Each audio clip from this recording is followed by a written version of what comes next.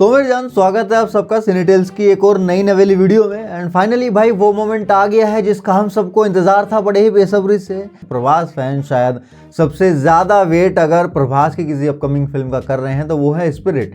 And ऐसा क्यों है इसके बारे में हम आगे बात करेंगे। आज यानी कि 23 नवंबर को फाइनली फिल्म का मुहूर्त हो चुका है। अब फिल्म की शूटिंग स्टार्ट समझो। फिल्म का मुहूर्त मेगास्टार चिरंजीवी के हाथों से हुआ। एंड रूमर्स की माने तो अभी पिछले कुछ दिनों से स्पिरिट के लिए प्रभास का लुक टेस्ट भी चल रहा था। एंड अब उनके वो लुक फाइनली कंफर्म हो चुके हैं। साथ ही ऐसी भी रिपोर्ट्स आई थी पिछले दिनों कि कोरियन सुपरस्टार डॉन ली भी इंडिया में थे एंड उनका भी फिल्म के लिए लुक टेस्ट हो चुका है। वेल ऑफिशियली तो कंफर्म नहीं हुआ है बट अब तो भाई मैं भी यही मान के चल रहा हूँ कहीं ना कहीं कि डॉन ली इस फिल्म में दिखेंगे 100%। खैर अब आते हैं उस बात पे जहां मैंने कहा था कि ये शायद प्रभास की वो फिल्म है जिसके लिए प्रभास फैंस सबसे ज्यादा एक्साइटेड हैं, जिसके पीछे सबसे बड़ा रीजन है फिल्म के डायरेक्टर संदीप रेड्डी वांगा। प्रभास की अपकमिंग मूवीज में द राजा साहब का तो टीजर सबने देख ही लिया है, उसका आज गाना भी आया है जिसके बारे में हम आगे बात करेंगे।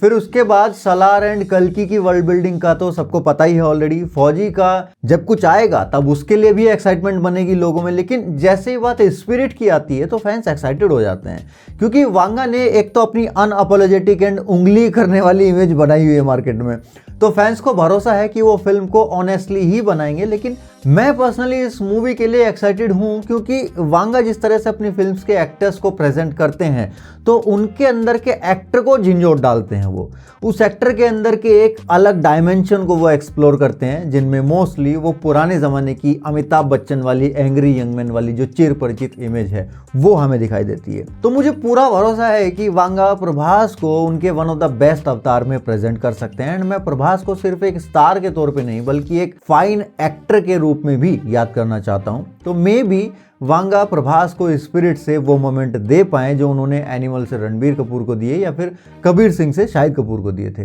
वैसे जब स्पिरिट की बात हो ही रही है तो लगे हाथों स्पिरिट का जो ऑडियो टीजर सामने आया था उस पर भी थोड़ी सी बात कर लेते हैं। उस टाइम उस ऑडियो टीजर को लेके एक रूमर चली थी मार्केट में कि वो प्रभास ने एआई से डब किया है, लेकिन उस टीजर में एक ऐसी चीज़ है जिसके बारे में किसी ने बात नहीं की है अभी तक, पता नहीं कोई उसे क्यों नहीं पकड़ पाया। एंड वो चीज़ क्लियरली बताती है कि वो टीजर मैनुअली डब किया गया था। जब ऑडियो स्टोरी में प्रभास की आवाज़ आती है तो उनका पहला शब्द जो होना चाहिए था वो होना चाहिए था मिस्टर सुपरिटेंडेंट, जो कि जेल का अधिकारी होता है जिसको प्रकाश राज प्ले कर रहे हैं। लेकिन यहाँ पे प्रभास मिस्टर सुपरिटेंडेंट की जगह मिस्टर सुप्रीनेंट बोलते हैं। ये एक हल्का सा मैनुअल फंबल है जो उनकी आवाज़ में सुनाई पड़ रहा है। वो सुपरिटेंडेंट शब्द को क्लियरली नहीं बोल रहे हैं। मैंने इस लाइन को ऑलमोस्ट हर लैंग्वेज के टीजर में सुना और सब में सेम प्रॉब्लम थी। एंड ये सिर्फ मुझे सुनाई दिया ऐसा नहीं है, मैंने फिर यूट्यूब के ऑटो जनरेटेड कैप्शंस में भी देखा, वहाँ पे भी यही लिखा हुआ था मिस्टर सुप्रीनेंट। ये कैप्शन ऑटो जनरेटेड होता है बाय एआई, जो वीडियो में बोला जाता है उसको सुन के एआई कैप्शन जनरेट करता है। हमारी भाषा में कहें तो सुन के, नहीं तो एआई सुनता नहीं है, समझाने के लिए बोल रहा हूँ। तो अगर ये पूरा टीजर एआई डब्ड होता तो यहाँ एआई सुपरिटेंडेंट ही बोलता, क्लियर एंड लाउड, ना कि सुपरिटेंडेंट। ये एक मैनुअल फ्लो होता है बातचीत का जिसको हम ह्यूमन एरर भी कहते हैं, जो कि कभी कभी फ्लो में निकल जाता है। एआई इम्परफेक्ट काम नहीं करता ऐसे, वो ऐसे काम परफेक्ट ही करता है। अब यहाँ समझना ये भी ज़रूरी है कि वांगा ने इस इम्परफेक्शन को टीज़र में रखा क्यों, उन्होंने सेकंड टेक क्यों नहीं लिया। मे बी इसके पीछे कुछ वजह रही हो जो कि हमें मूवी आने के बाद समझ आएगी, इसलिए इसको मैं आगे ध्यान रखूंगा ऑब्वियसली। खैर इसके बाद हम आते हैं आज की नेक्स्ट अपडेट पे जो कि है महाअवतार नरसिम्हा से। जी हाँ, महाअवतार नरसिम्हा ने एक और माइलस्टोन हासिल कर लिया है। ये मूवी इंडिया की तरफ से ऑफिशियली ऑस्कर में भेजी गई है and this is really a proud moment. Oscar की लॉन्ग लिस्ट में शामिल महाअवतार नरसिम्हा बेस्ट एनिमेटेड फिल्म की कैटेगरी में दुनिया भर की कई फिल्मों से मुकाबला करेगी। कुल 35 फिल्मों को इस कैटेगरी में रखा गया है, जिनमें से एकेडमी के मेंबर सिर्फ 5 फिल्मों को फाइनल नॉमिनेशंस के लिए चुनेंगे। के पॉप डेमन हंटर से लेके demon slayer infinity castle, the bad guys 2, chainsaw man, Reze arc और जूटोपिया 2 समेत 35 पॉपुलर एनिमेटेड फिल्मों को ऑस्कर की इस लिस्ट में जगह मिली है। इसके बाद नेक्स्ट अपडेट है प्रभास के अपकमिंग फिल्म राजा साहब के फर्स्ट सिंगल को लेके। आज इसका फर्स्ट सिंगल भी रिलीज हो गया है एंड मुझे पर्सनली ये सॉन्ग काफ़ी कलरफुल लगा। जिस हिसाब से ये फिल्म है, जो थीम है फिल्म की, एंड जैसा मेकर्स प्रभास को इस फिल्म में प्रेजेंट करना चाह रहे हैं एक ओजी डार्लिंग वाली वाइब में, उसके स्टाइल में, उस हिसाब से ये सॉन्ग इस फिल्म में एंड प्रभास के उस अवतार पे एकदम सूट भी करता है। This song celebrates his fandom from all over the India. ये तो खैर क्लियरली गाने के बोल ही बता रहे हैं पैन इंडिया रेबल साहब।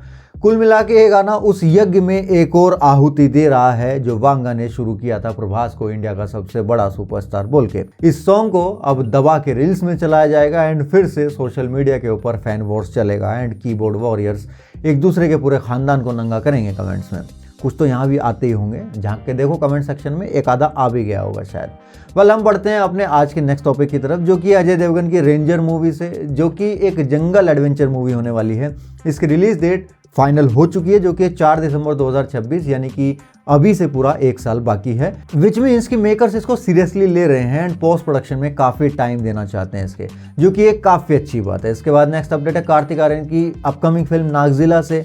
इस फिल्म को भी एक पूरी फ्रेंचाइजी के रूप में डेवलप किया जा रहा है। पहली फिल्म जैसे ही लॉन्च होगी, सेकंड फिल्म का प्री प्रोडक्शन स्टार्ट कर दिया जाएगा। अकॉर्डिंग टू मेकर्स, फिल्म की हर इंस्टॉलमेंट में कार्तिक आर्यन कांस्टेंट रहेंगे एंड बाकी की पूरी कास्ट हर बार चेंज होती रहेगी विद न्यू स्टोरी लाइन। ये इसको भूल भुलैया वाले पैटर्न में लेके जा रहे हैं। माने यहाँ पे करण जौहर ने एकता कपूर की नागिन फ्रेंचाइजी से इंस्पिरेशन ली है, बस फर्क सिर्फ इतना है कि यहाँ नागिन हर सीजन में बदलेगी नहीं, नागिन सेम ही रहेगी, बाकी सब कुछ चेंज होता रहेगा।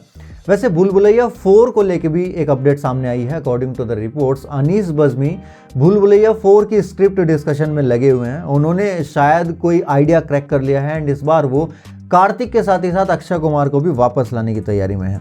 इसके साथ ही नेक्स्ट अपडेट के अकॉर्डिंग भुवन बाम को धर्मा प्रोडक्शन ने अपनी एक रोमांटिक कॉमेडी में भी कास्ट कर लिया है, जिसका नाम होगा कुकू की कुंडली।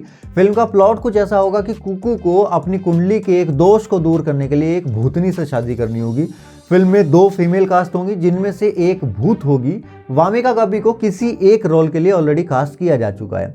खैर, तो ये थी अभी तक की सभी बड़ी अपडेट्स। हम मिलते हैं नेक्स्ट वीडियो में, तब तक के लिए सायोनारा।